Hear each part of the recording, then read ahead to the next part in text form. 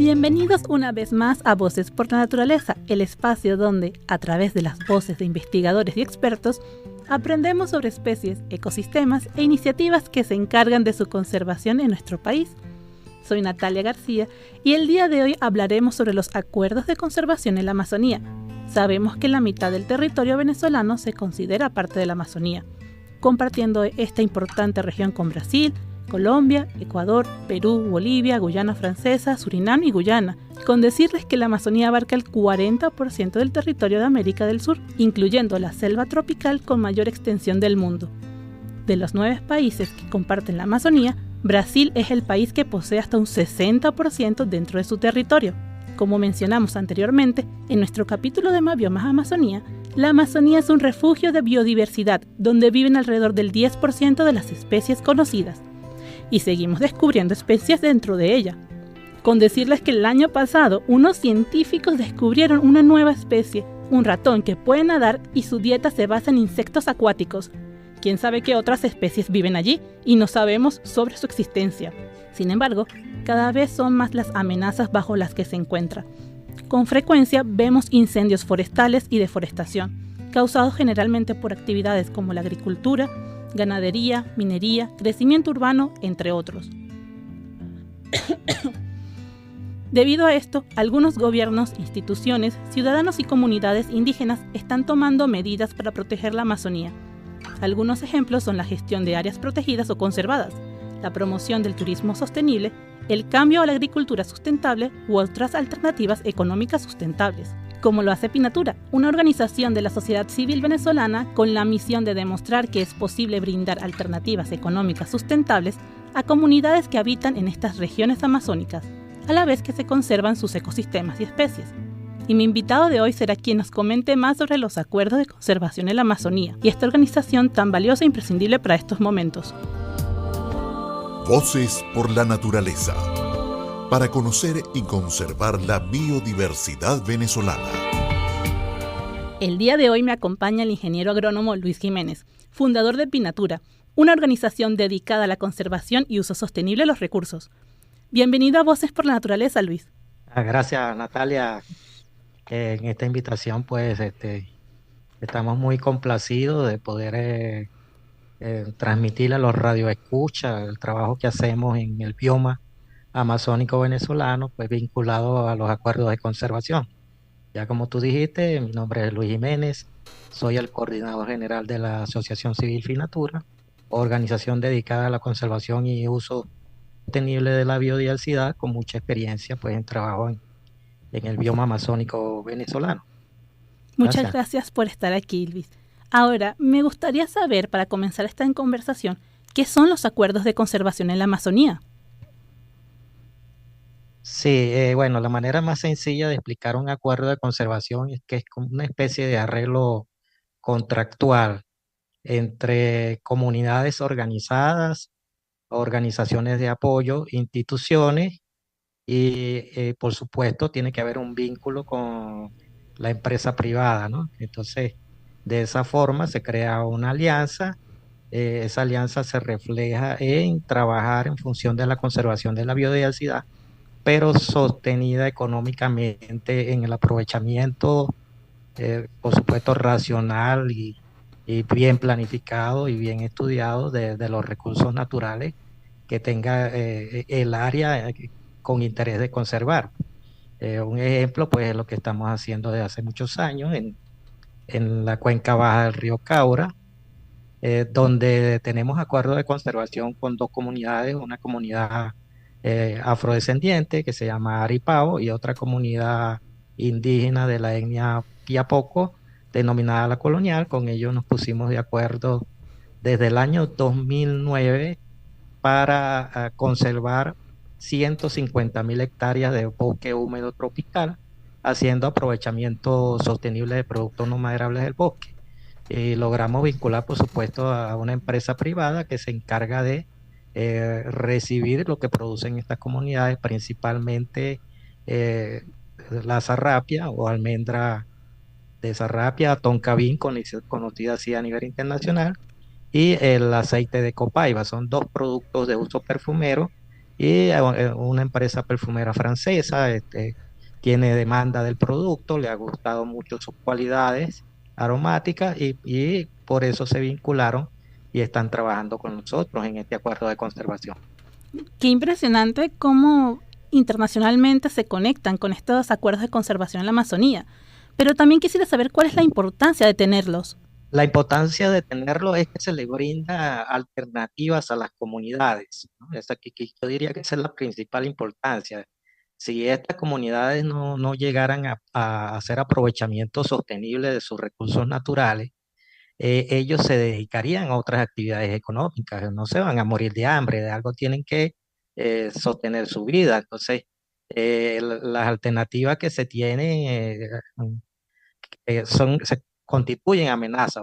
Es decir, por ejemplo, si una comunidad de estas que te mencioné no estuviera involucrada en los acuerdos de conservación, se dedicaría a hacer cacería ilegal, extracción ilegal de madera, se dedicaría a hacer pesca descontrolada, se dedicaría inclusive a hacer minería de oro, que está, digamos, presente como una actividad económica importante desde el año 2006 en adelante, ahí en donde estamos trabajando.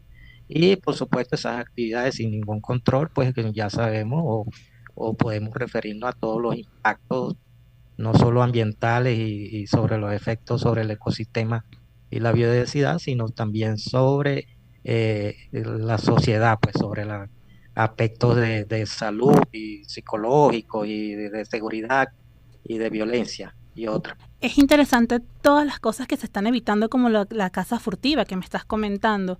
Estos son otros beneficios que se dan a la selva amazónica, ¿no es así? En la región.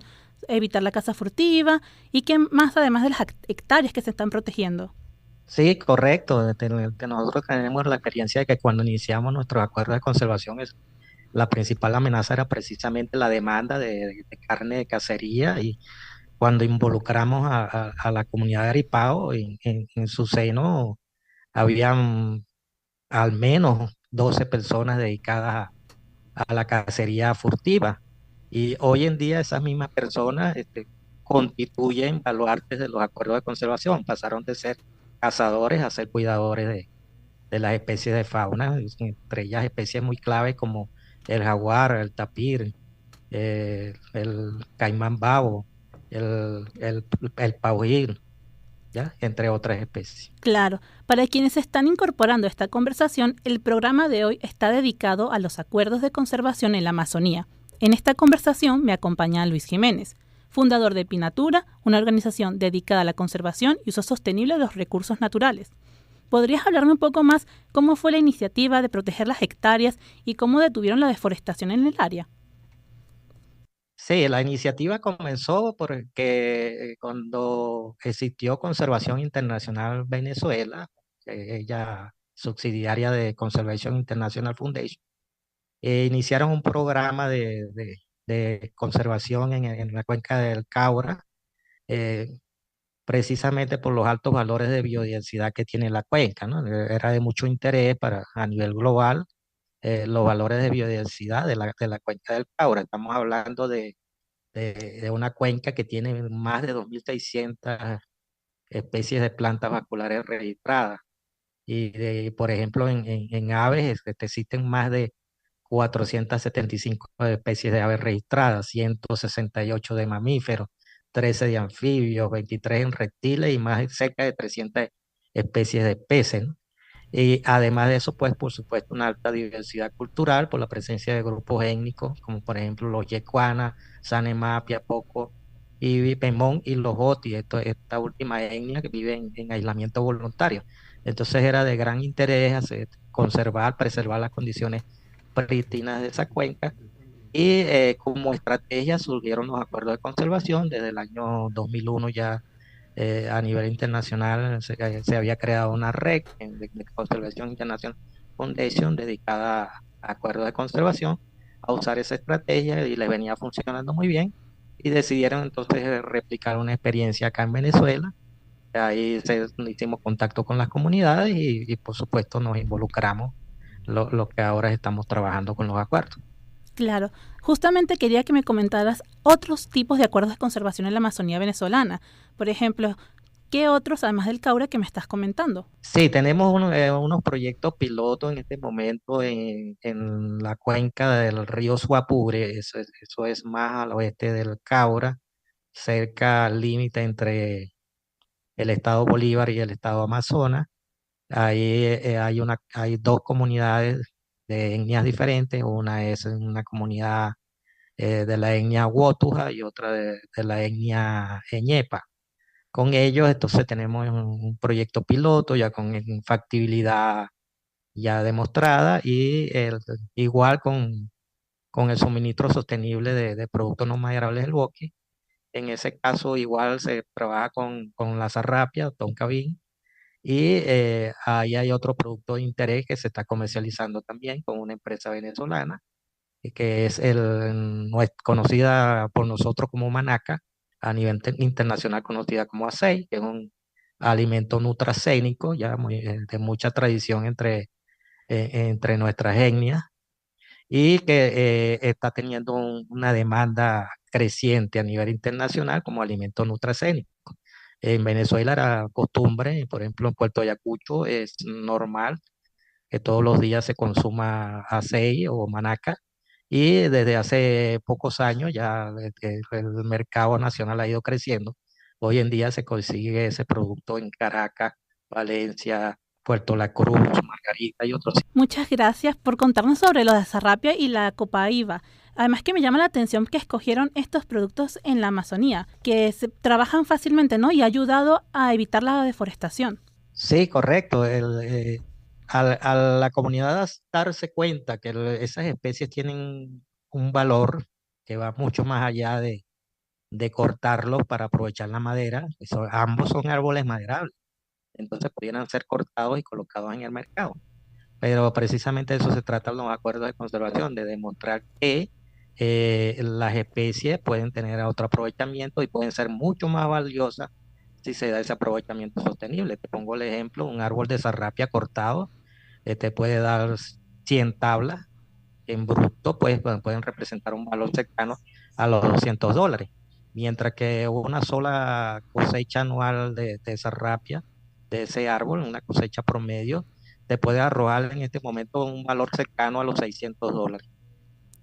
Mira, me parece increíble cómo están intentando y cambiando a la economía sustentable.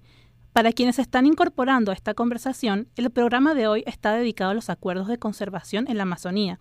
En esta conversación me acompaña Luis Jiménez, fundador de Pinatura, una organización dedicada a la conservación y uso sostenible de los recursos naturales. Y ahora, Luis, me gustaría que nos comentases cómo surgió la idea de Pinatura.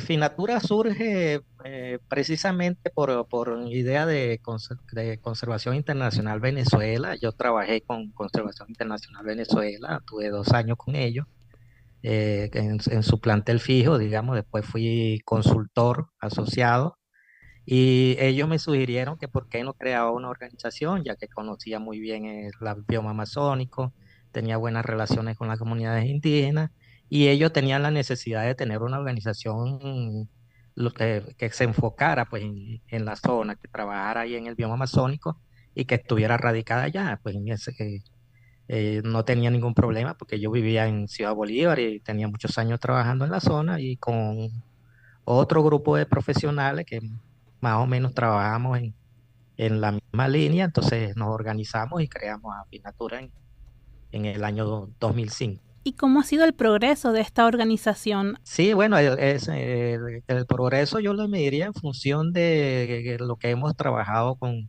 las comunidades, como era parte de nuestra visión y misión. Digamos que estuvimos trabajando muy bien hasta el año 2023. Lamentablemente, pues lo que fue la pandemia golpeó bastante, y digamos, últimamente estamos algo golpeados por digamos, problemas financieros de diferentes índoles, ¿no? De los recursos que obtenemos a nivel internacional, pero que en este momento pues estamos procurando levantar o buscar las fórmulas para que los recursos lleguen a las comunidades, pues es algo que se ha hecho sumamente difícil, porque por ejemplo, en el caso de los acuerdos de conservación, precisamente las comunidades tienen que perseguir beneficios, y esos beneficios pues se traducen en entregas directas, pues digamos, de bonificaciones por hacer acciones de conservación. Mira, Luis, me encantaría Sí. saber también cómo fue esa aproximación de Pinatura a las comunidades la primera vez, cómo los recibieron. Bien, te diría que muy bien en lo particular porque ya estábamos acostumbrados a trabajar con ellos, pues te comenté ya desde el año, yo comencé a trabajar en la Guayana venezolana en el año 1989 y me involucré mucho pues en el trabajo de campo, a conocer las comunidades, a tener contacto con las comunidades indígenas y eso va construyendo unas relaciones de confianza, ¿no? A nivel personal y después esas relaciones de confianza entre mi persona y el resto de profesionales que trabajamos en conjunto, pues lo que hicimos fue pasar esa relación de confianza a la organización y no hay problema en trabajar, no hubo problema pues en trabajar y obtener la confianza de manera inmediata, sobre todo las comunidades indígenas que son las más recelosas a recibir en organizaciones que de una u otra manera no estén acostumbradas, ¿no? a recibir en sus entornos. Para quienes se están incorporando a esta conversación, el programa de hoy está dedicado a los acuerdos de conservación en la Amazonía. En esta conversación me acompaña Luis Jiménez, fundador de Pinatura, una organización dedicada a la conservación y uso sostenible de los recursos naturales. Y bien, Luis, me gustaría saber qué beneficios crees que podría traer a futuro todos estos acuerdos de conservación a nivel ambiental y social. Sí, a nivel ambiental, pues hay diferentes beneficios, ¿no? A la biodiversidad. El principal es la meta de mantener en bajos valores la deforestación. Por ejemplo, en nuestros acuerdos de conservación de Bajo Caura, que es donde llevamos la mayor cantidad de registros de los monitoreos que hacemos como acciones de conservación, fuera de las áreas de conservación, en el norte, fuera del Parque Nacional Caura, la tasa de deforestación está cercana a las 320 hectáreas por año, mientras que en nuestro acuerdo de conservación, inmediatamente cercanas al lindero norte del Parque Nacional Caura, la tasa de deforestación en su peor momento llegó a 44 hectáreas con la aplicación de las acciones de conservación.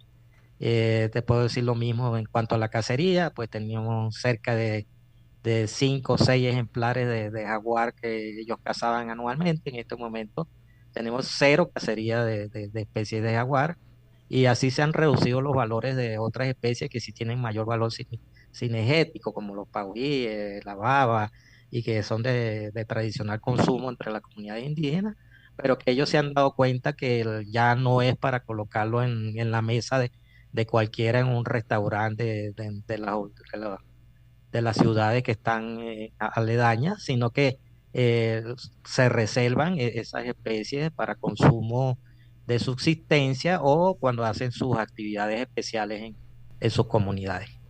¿Y cómo se han organizado a nivel social?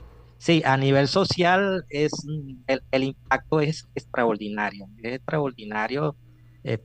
porque por ejemplo una de las preguntas que siempre me hacen, ¿cómo compite un acuerdo de conservación con la actividad minera? Si la actividad minera, pues si le reflejamos el costo de oportunidad, por supuesto, es un acuerdo de conservación, así la zarrapia esté a muy buen precio, como está en este momento, no compite con lo que cuesta un gramo de oro. Entonces le decimos, pues precisamente por el impacto que tiene una actividad sostenible a nivel de la estructura social, o sea, es decir, la gente se da cuenta que trabajando en este tipo de actividades, la comunidad está mucho mejor organizada, se obtienen mucho mayores beneficios a la comunidad. Es decir, por ejemplo, nuestros acuerdos de conservación aportan beneficios a los ambulatorios de las comunidades involucradas, de igual manera a las escuelas, hasta soluciones muy personales de miembros de las comunidades que tengan necesidades de asistencia médica especializada, o inclusive de enterrar a sus difuntos, o celebraciones de las fiestas patronales o de festividades en diciembre o el Día del Niño. Todo eso se cubre con los beneficios de los acuerdos de conservación. El oro no cubre nada de eso. Me parece impresionante todos los beneficios que traen estos acuerdos de conservación. Y nosotros, que estamos algo alejados de la Amazonía, ¿qué acciones podríamos tomar para apoyar la conservación de nuestra Amazonía?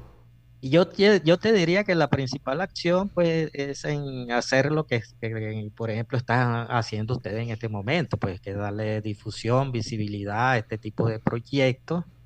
De esa manera se involucran, pueden haber otras acciones de instituciones, de organizaciones o inclusive de empresas privadas, pues a través de la visibilidad nosotros hemos, por ejemplo, es como hemos hecho el proyecto piloto que te comenté en la zona de Suapure, y en este momento también, gracias a esa visibilidad, estamos a punto de iniciar un proyecto piloto en la zona de Autana, en el estado de Amazonas, y es porque se van vinculando otros empresarios que tienen una visión pues de trabajar con productos naturales, pero con aprovechamiento sostenido, con filosofía de valores compartidos.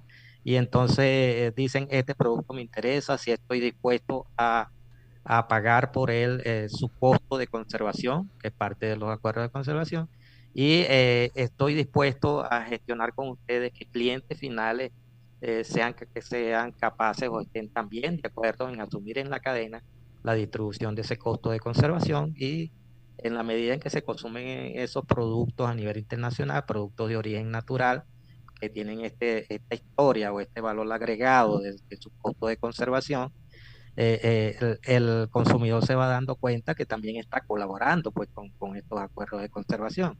Es decir, una persona que se coloca un perfume famoso, eso distingue mucho los perfumes que tienen Sarrapia, son perfumes de alta gama, entonces por lo general es un mercado muy específico. Entonces una persona que se está colocando un perfume que lleva como componente tonka, entonces ya sabe que está contribuyendo de alguna manera con la conservación de la Amazonía venezolana.